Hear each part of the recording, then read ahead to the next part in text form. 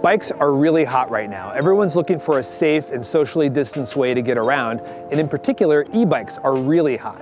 So a lot of non-bike companies are trying to get in on the trend, and along comes Harley-Davidson with some of the most interesting, impressive, and sleek-looking electric bikes that I think I've seen in a long time.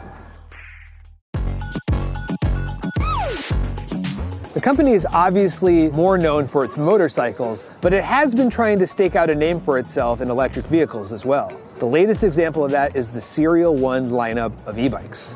The name Serial 1 is a reference to Serial Number 1, which was the nickname that Harley had for its first ever prototype built in 1903. The company teased us with a prototype e-bike that was meant to harken back to that very first bike built 120 years ago. But that was just a design exercise. The bikes the company actually intends to sell are much more modern looking.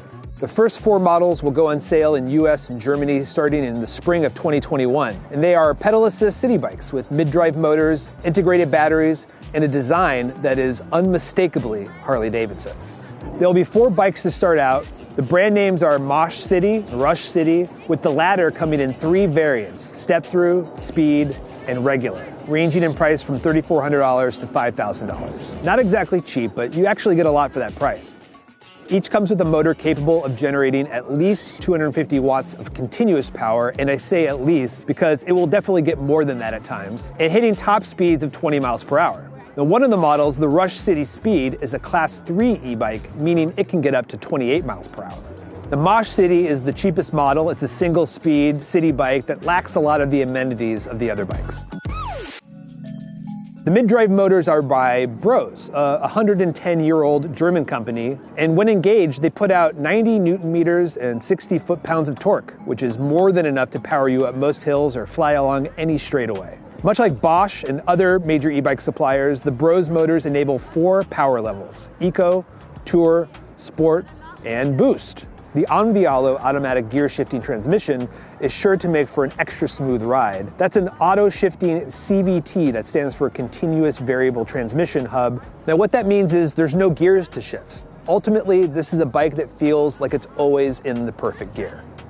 So right now I'm going about 25 miles per hour, which is a pretty decent speed, especially going uphill is actually pretty impressive.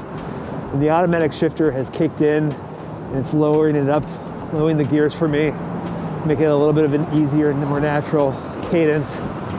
That said, I feel like I'm definitely still putting in a little bit of work too, so it's not completely without the need to do your own pedaling, which I appreciate.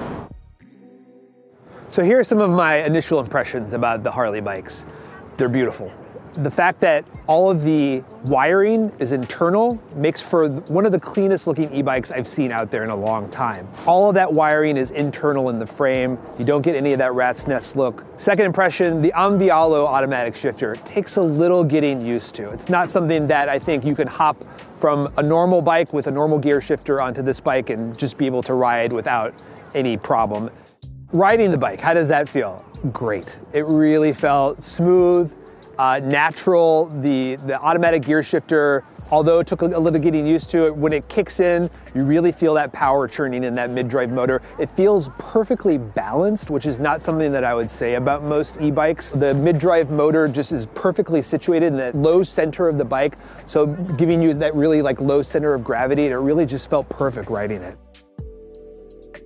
It's a cool looking bike. It made me feel cool to ride it. There can be a lot of e-bikes out there that kind of make me feel like a dork when I'm riding it, to be honest. I didn't feel that with this bike. I felt like this is an expensive bike that I'm riding. That said, that's not necessarily something that a lot of people are going to be interested in, but I do feel like there's going to be an obvious marketplace for this bike. People are going to be snatching these things up. Another really cool thing about these bikes is that Harley-Davidson is a motorcycle company, so they have dealerships all over the country and across the world. If you need to get one of these bikes serviced, or you want to actually go in and test ride one of them before you actually make the purchase, you can do that, which is not something that a lot of these direct-to-consumer e-bike companies have the option to do. Now, I know what you're thinking. $5,000 is a lot to spend on a bike. Is this the right price? Well, that's a question you have to answer for yourself, but if you look at the spec sheet and the parts that Harley has used, it's clear that these are very well-crafted machines. Now, these are obviously more expensive than other e-bike companies like Van Moof and Rad Power, I see these as being more competitive with some of the top line bike companies in the world. And you know what? It's got a Harley badge on it, and that is a definite premium with some people.